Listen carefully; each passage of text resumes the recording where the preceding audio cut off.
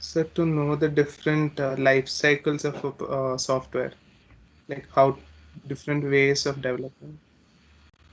Yeah, so that is exactly. So, my dear students, the idea is we should know how to develop a software. So, what is the process methodology? Okay, so already before describing these models, you would have seen how the process looks like and what are all the process framework, process activities, process pattern, everything has been discussed earlier. So after understanding about this process management with respect to software development, now we have to development process. So the software development process model starts with the waterfall model, which is the basic traditional model that is available. It was being the model right from 1960s itself. Okay, so when the software had started evolving, at that time itself we had this model, this waterfall process model. So still now it is there. So even though it is a traditional, conventional, sometimes we shall call it as an outdated model also. But still it is evolving, still it is available in most of the companies. They are using these models. So the way how you are going to develop an application or software, so for that, we should have some kind of methodology, some kind of model, and that is what we are discussing these models. Okay. So followed by that traditional waterfall model, there is another model called as incremental process model. So what exactly is incremental model? Any idea?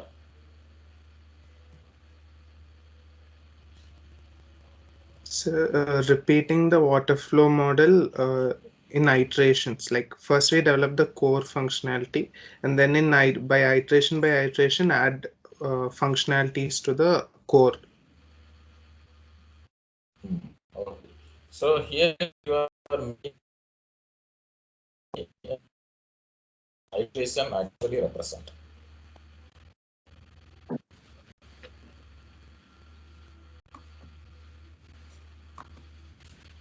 What exactly you are talking about the iterations?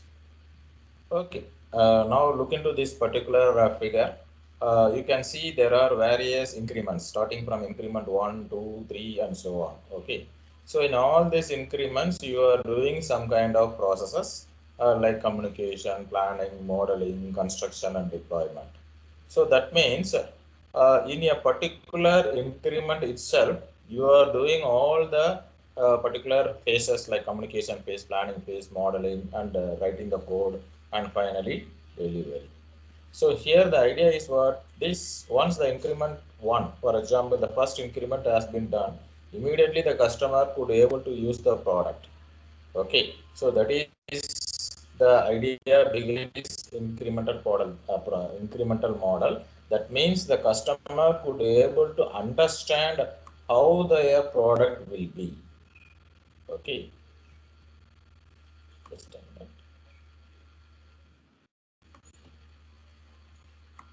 Okay.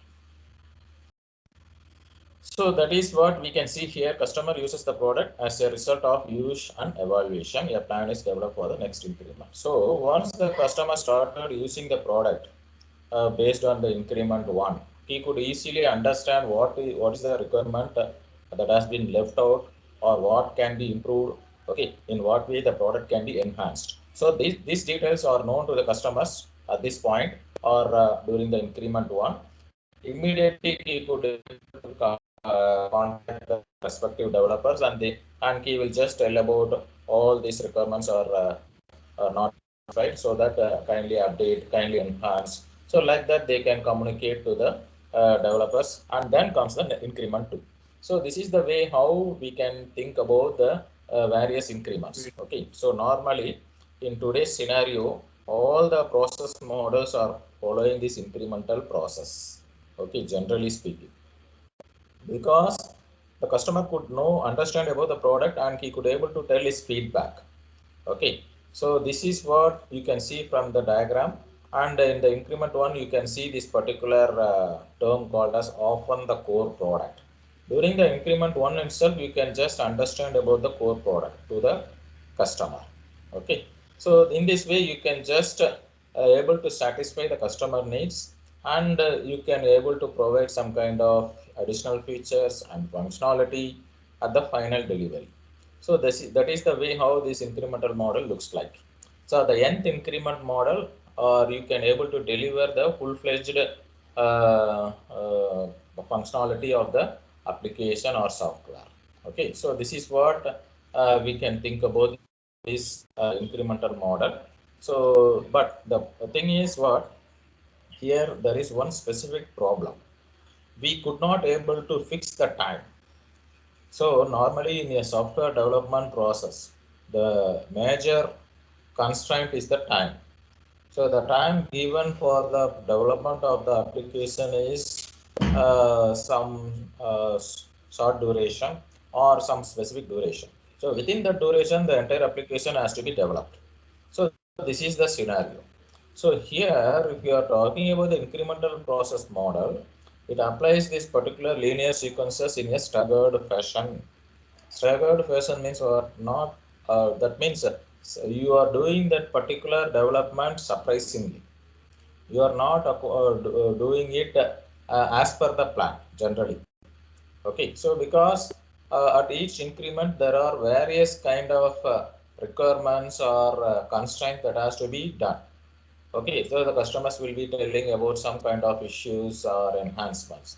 So based on this requirements at each and every phase of the increment, the software has to be developed in the next increment. So for this will take some time. Okay, so this is the problem what we are facing with this incremental model. Otherwise, whatever you said is it is an developed in the form of an iterative fashion. Iterative fashion means what? You are doing the same kind of processes repeatedly. So that is what we can think about this incremental process model. Okay. Then comes the another development model called as RAD model. It is also based on incremental model only. Okay, so that's what I told you earlier. Incremental process model has now been present in other models. That means it is considered to be the integrated model of various new models. Okay, so accordingly here it is also an incremental model, but it emphasizes short development cycle. So the name itself implies rapid application means quickly you have to develop that application. Okay, within a specific short duration. So that means here it is somewhat related to the waterfall model also, but in waterfall model there is a certain time duration which we can consider normally. So sufficient time is there, or even if you are not able to complete on time for the delivery of the software, you can think about some additional time, or what we can say. So you can add up your timings. Okay, so based on adding up your timings, what happens, the completion of the project will be taking more time generally. So this is happening in the waterfall model, that you have to avoid it. So for that, we shall just think about the adaptation of this model, or adaptation of the waterfall model here in terms of high speed. So you have to quickly deliver the application. If you want to quickly deliver application, what are all the things you have to know as a developer or as a project manager? You should know the requirements very well. Okay, you should know the project scope. So because if the project scope is large enough, okay, we cannot go into this model, because we have to deliver it on within a quick time. So that will not happen if the project scope is broad or large. So the project scope should be constrained here. Okay, so if these requirements are well known and if the project scope is constrained, then immediately we can follow the RAD model, which is also an adaptable version of the waterfall. So we can able to go along with a fully functional system. Okay, so this is the way how we can consider this RAD model. You can see this diagrammatic representation here. Okay, so the time's duration is just 60 to 90 days. You are not having more than that normally. Finally, everyone? Someone is unmuted. Okay. So here you are having a minimum duration of what we can see up to 3 months. So within the 3 months, what happened? The entire product has to be shown to the customer. So how is it possible? So here, in order to make it possible, what we have to do is, you know the requirements properly. You know what kind of data inputs has to be given. You know about the way how you are going to develop. Okay, so if you are clear, if you are having a clear-cut knowledge in all these aspects, then what you can do is you can set up a team. Okay, so team in the sense means not a single team, multiple teams. So for example, for an application, we are thinking about one module to be developed by one team, another module to be developed by another team. Like that, there are 5 different modules. So if what you can do is, instead of finishing the first module, then taking it to the second module by another team, then going for the third module by third team. So instead of doing like that, okay, what we are doing is, once everything is known to everyone means, simultaneously you can just fix the team to do the particular modules for all the 5 modules available in the software application. That means all the 5 modules can be simultaneously developed by all the teams. So what will happen if that is done? It is easy to do or complete within that specific time. Okay, so here the idea is what? This has to be planned after planning. Okay, so before that, you have to clearly know the requirements through communicating with the customers. That is what the left hand side you can see communication and planning. For that, we cannot fix any time. So you have to communicate with the customers and the particular consumers, and you have to collect the data. Then you have to plan. For that also we cannot fix the time. After finishing all these tasks, then if you are going for construction and modeling, design modeling and construction, then you can go along with this particular time duration, some minimum time duration. Now what happened? All the teams can simultaneously do the task, and finally they can integrate the particular modules and they can deploy it. Okay, so this is the way how we can think about the RAD model. Okay, but there are some drawbacks here also. So it requires sufficient human resources. That is what you can see. So there are some n number of teams to do the work parallelly. Means what? We should have the human resources, and all these human resources should know about the development of the application. They should know the process. They should know the requirements. Everything has to be known. Okay, so then only we can create the number of teams, RAT teams. Okay, so this is one drawback which normally it is difficult to get. Sometimes you would hear from some companies, okay, so they will be going for bulk recruitment. Why they are going for bulk recruitment? There will be a project which has to be done parallelly. Okay, so within some specific duration, so with their particular skills. So for that, they will recruit some 100 members or 200 members like that, and all will be trained on the particular skills.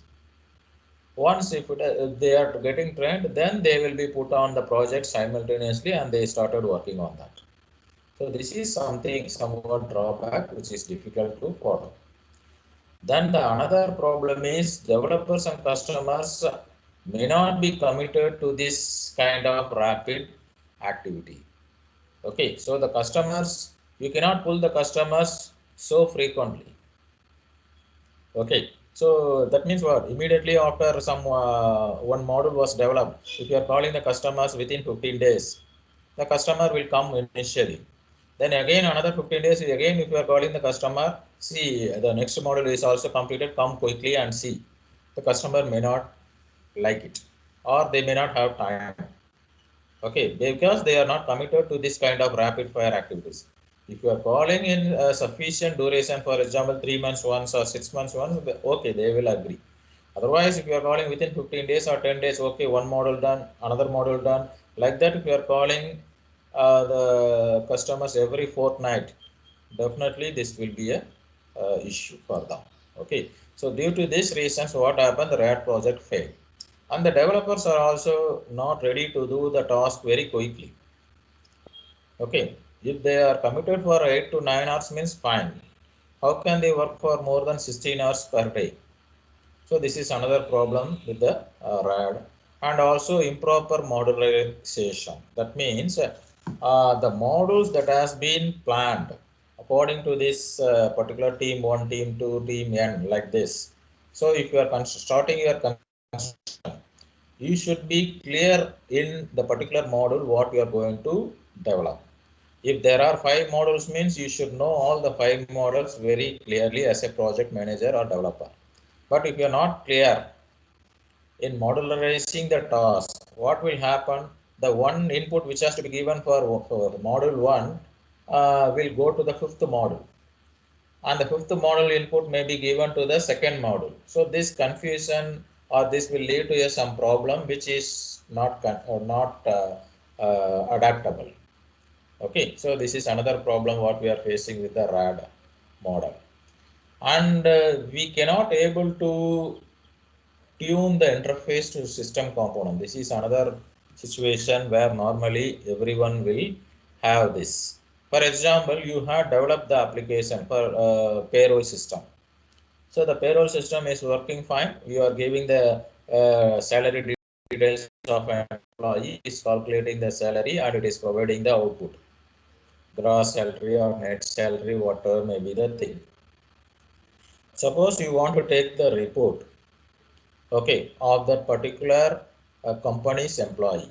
So there are 1,000 employees available. So for all the 1,000 employees, you have to take the report of the salary with respect to their attendance. Just think about 1,000 employees are there.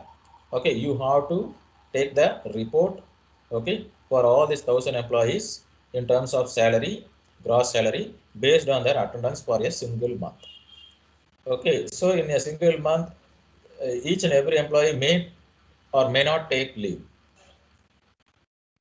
Okay, and is casual leave or medical leave, okay, or on duty.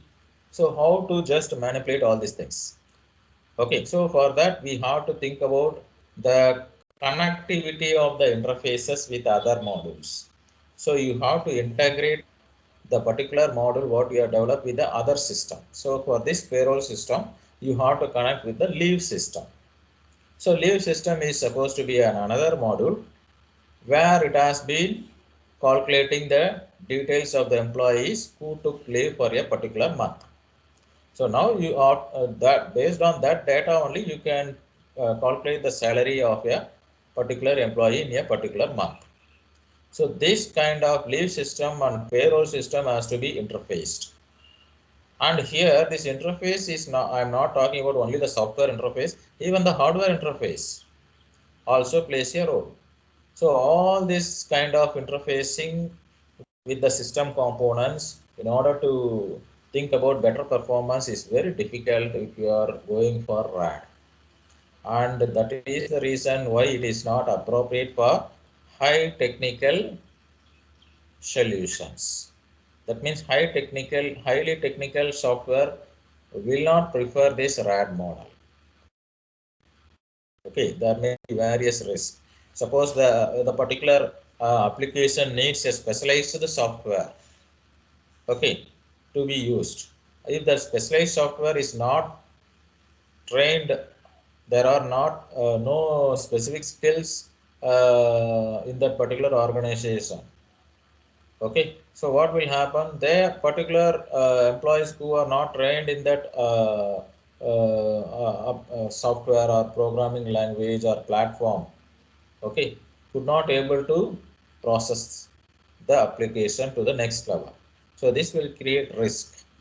So the technical risk, and even if the particular application is working, okay, and the required skill set people has been gone out of the company, suddenly if there is a problem with that application, that particular people who had done this development if they are not in that company, what will be the situation?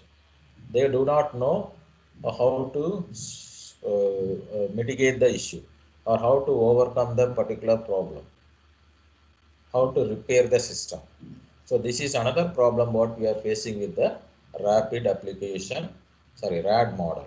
Okay, rapid application development model. So this is the next model in the software process. But this is also available for some particular applications generally. Okay, but not commercially we are using it. Then comes the next major model technique, which we are calling as evolutionary process models.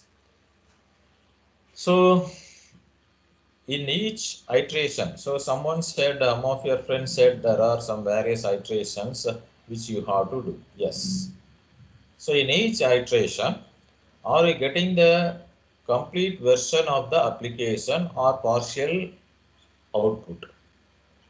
Okay, so that is what we are talking about the evolutionary process model. That means if you are performing some iteration, in that iteration itself you are getting some outcome, some concrete outcome.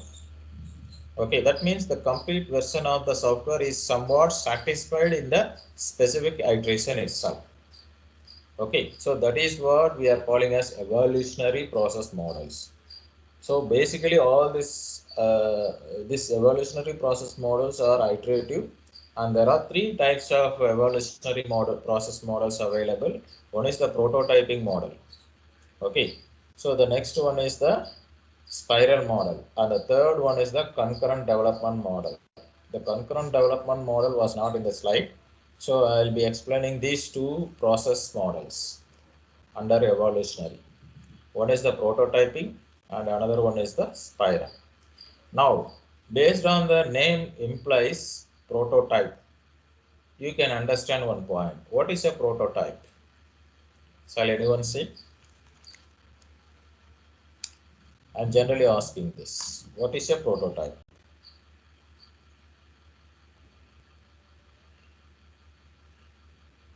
I heard this term prototype. I'm not asking with respect to a software only. Sir, a small scale version of actual thing, like Oh, actually what it should be say, in a small scale in minimum things, just okay, like a very good. reference.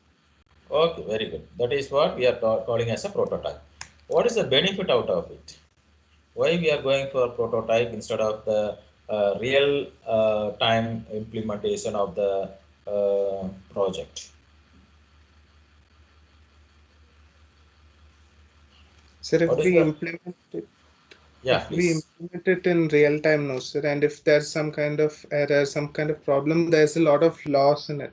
But if we prototype it, we know what we should do and what all things are there. The amount of loss can be reduced in. Very good, very good, very good. So this is the exact meaning for prototype. Okay. So in order to reduce the loss in real scenario, because we cannot predict the risk earlier while constructing an application, not only in terms of application software I'm saying, generally if you are thinking about constructing a dam, okay, so before constructing a dam or before constructing a multi-story building, normally what will the engineers will do? They will just have a plan, okay, and that means they will be having a drawing of that particular application or building, or also they could have the development of a prototype. Okay, so the miniature of the particular building or dam will be there. So that will show an idea. Okay, so if there is some problem, some hole, some gap, some limitation, immediately it will be highlighted from the miniature of the particular product, and that can be noted down by the respective experts, and accordingly we can able to do the modification in while if you are going for the real-time development. So this is the idea behind the prototype generally. So this model is not only for software application, it is also applicable to any engineering products, whether it is a mechanical engineering product or a civil engineering product. This prototype model is there. Okay. So here the idea is what you need not want to think about the actual input or the way how you are going to process or the output requirements. So that is the thing. That is the advantage of using this model. You need not want to identify the full-fledged input, detailed input, how to process it, and what will be the output requirements. All this need not want to be known. And the developer also need not want to be sure about the particular efficiency of their application or the code they had written. Here it is given as efficiency of an algorithm. You forget about an algorithm here. You just think about a code, a structure code. Okay, you would have written some particular logic, but that logic of the particular application may not be having the real efficiency or performance, and you don't bother about their performance if you are executing the particular logical structure of code written. So whatever you are giving as input, whatever you are coming as in out, whatever you're getting as output, you can just visualize it and you can understand, oh, for this kind of logic, if I am giving some 5 inputs, I am getting some output like this. Okay, so there will be a minimum risk, and you need not want to worry about this particular logic has to work within some fraction of seconds or minutes like that. You need not want to think about the effectiveness and efficiency. You just understand. You can easily understand based on the particular code that has been written and in what way it is supporting the operating system, whether it is adaptable to the operating system that has been available. Okay, so in this scenario, you can consider this prototyping is the best approach. Okay, so you are not aware about the full-fledged application generally, and you need not want to worry about that. So you just think about the big data analytics.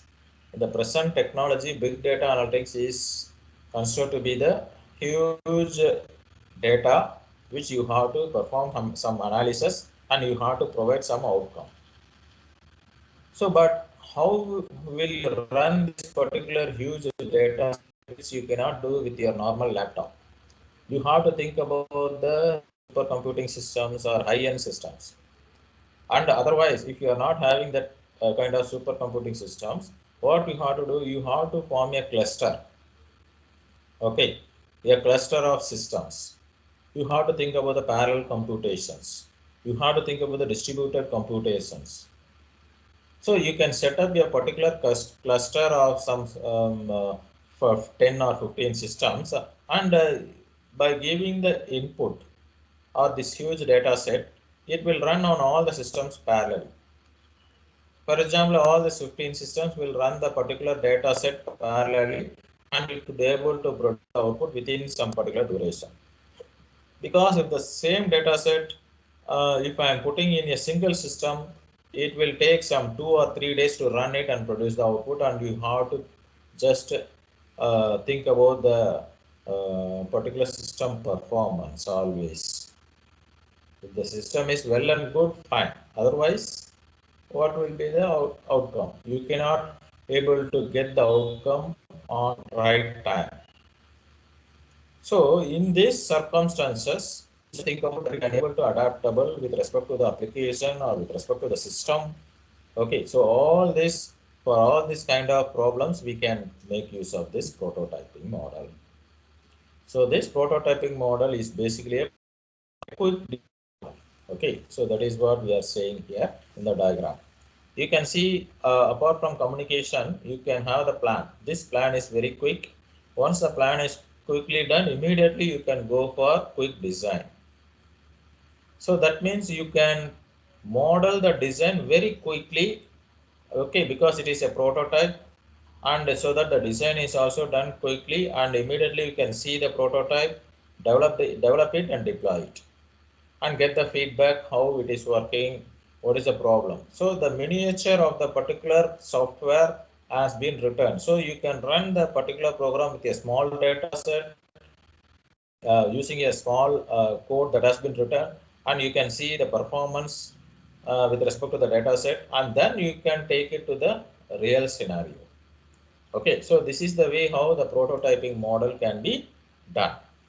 Okay, but this is also not, this prototyping model is also not sufficient enough.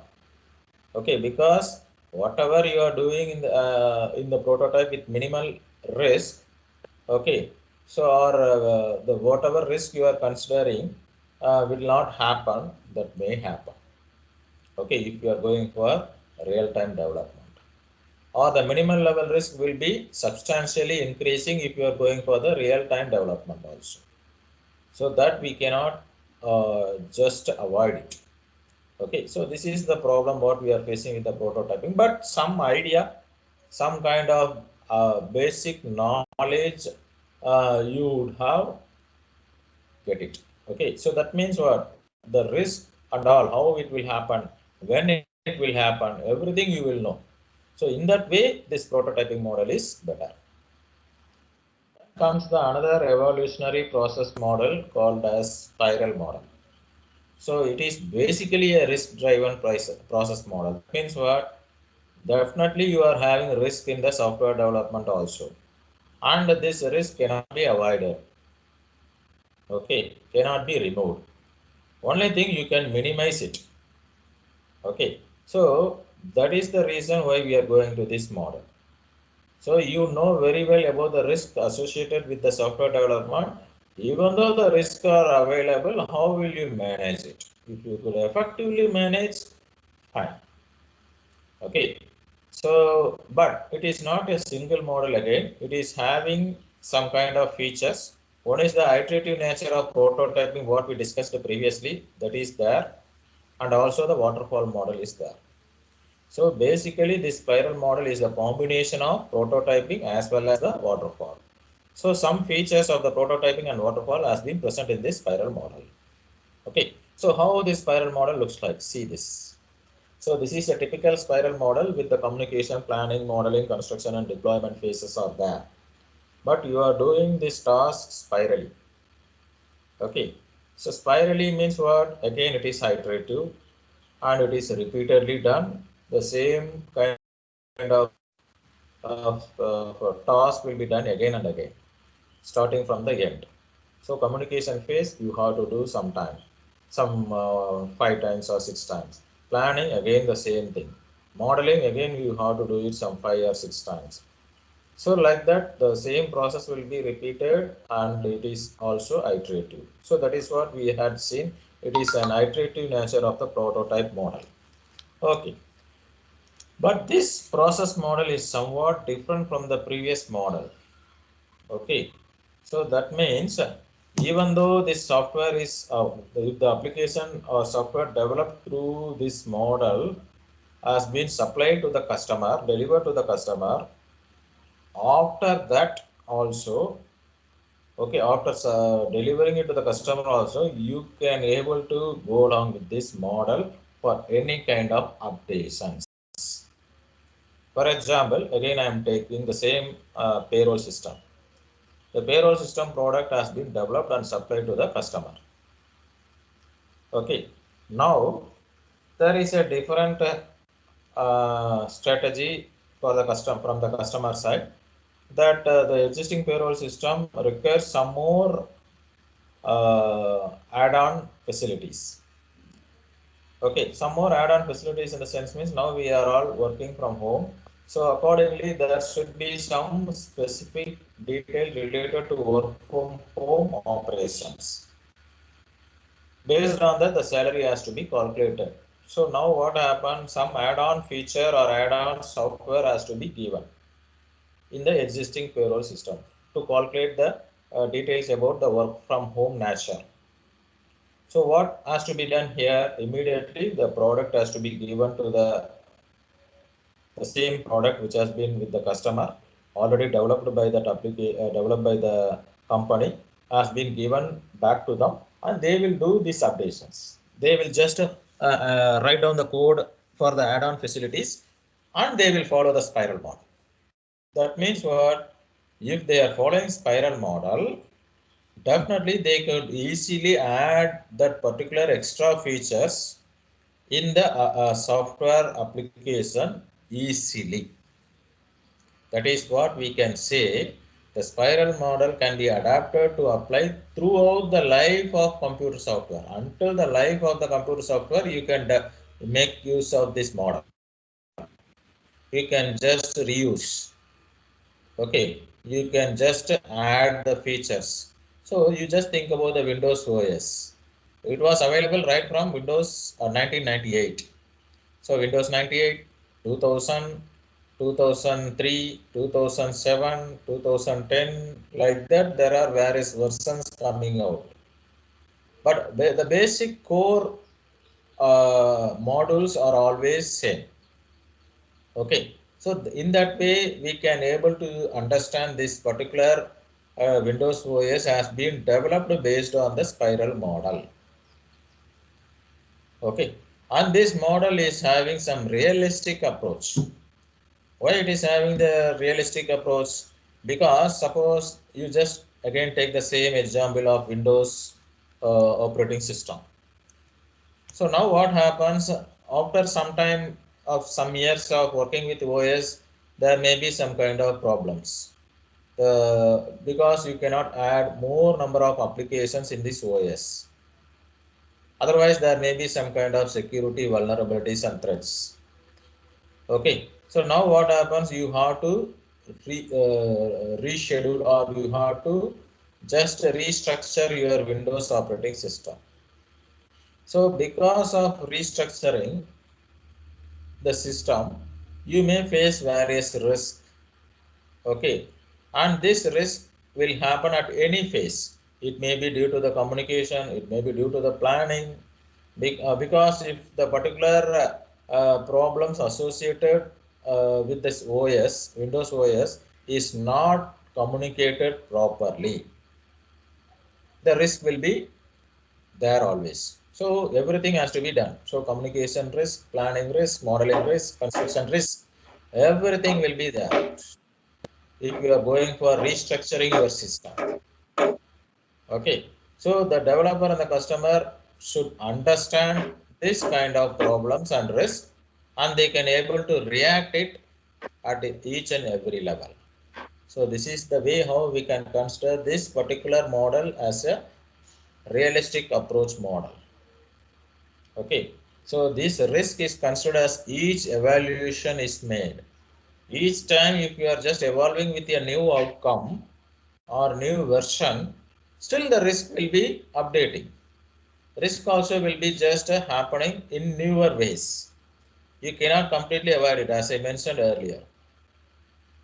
Okay, so this is the way how we can just think about this model, okay, which can be applied on the software application forever. Okay, so every time if there is a need for removing some existing model or adding some kind of application, some feature, this spiral model will do the process. Okay, and for your kind information, this spiral model is the important model what we are using currently in most of the application development. Whatever may be the application, it may be a hardware application or software application, IoT, cloud, okay, deep learning, cyber security, whatever may be the technology. Okay, this spiral model is suitable. Okay, so it can be used for new product development, it can be used for product enhancement, it can be used for concept development project in the first circuit. So wherever you want to just use this particular spiral model, you can do it. Any kind of project will accept this model. Okay, so this is the way how we can understand this spiral model is the most important model out of all the models what we had discussed. So this is considered to be the realistic model. Okay, so all other previous models whatever we discussed are not that much realistic. It may or may not exist, or it may be suitable for some specific applications only, but this spiral model is suitable for any kind of application development, for embedded software, firmware, wherever we want to think about that software process to be used, there we can use the spiral model. Okay, so this is the way how we have to understand about these evolutionary process models. Okay, right. And there are other models like specialized process models like component based development model. This is not that much important at present, but I will explain about these process models after see someone is unmuted. I don't know who is it.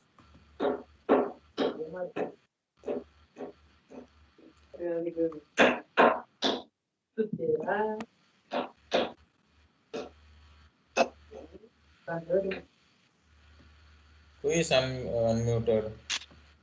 Durga Sai Prasad.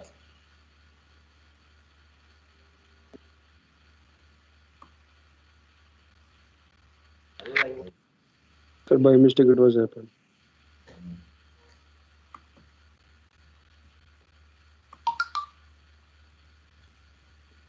Okay, so this is what we have to think about these specialized process models. Okay, so usage of parts component. Parts component means commercial of the self component. Okay, so this is the model. This is the type of model which has been used in Windows exactly. So, for example, the entire Windows OS is developed by the Microsoft product, but this Microsoft product could able to adapt with Google, so it could able to work fine with Google Chrome browser is there. This particular Windows OS could work with Mozilla Firefox browser, for example, I'm saying. Okay, so here we shall think about any kind of applications that are ready-made available in the self can be taken and just integrate with the Windows. Okay, that is what we are calling as commercial of the self components. Okay, so that details I will just explain later on while going further on the other topics. Okay, so ultimately after finishing all these models, okay, so you can just understand this thing. A customer now walk into your office, sits down, look you straight in the eyes, and says, okay, so you know all these models as a developer, okay, as a project manager. So because you are a software engineer, but because of that reason, the customer cannot assure that you know everything, or you also cannot assure the customer that you collected all the requirements from the customer properly. So the customer can say like this, I know you think you understand what I said, but what you don't understand is what I said is not what I meant. This is the problem. So whatever the customer is saying, okay, the particular project manager or the developer or the business consultant, whoever it may be, they can understand something, what they had said, what the customer had said, but they don't understand what they said is not what they meant. Okay, that is always the different scenario, different case. So this is very much important for collecting the data requirements or generally requirements from the customer. Okay, if you fail to just collect the requirements properly, then whatever knowledge you are having, okay, in terms of any platform or any language or any software, that is useless. Okay, so the ultimate thing is what? You should know the customer's mindset. Okay, so with this, I'll stop the today's class. The remaining thing I will explain in the next class. That's all for me. Raja?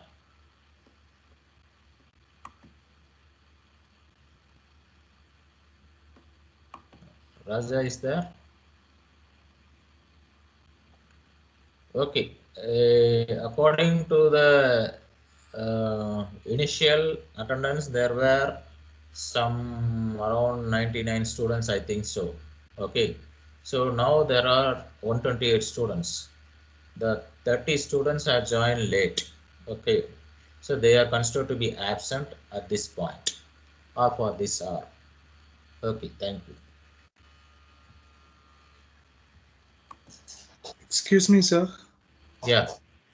Sir, when will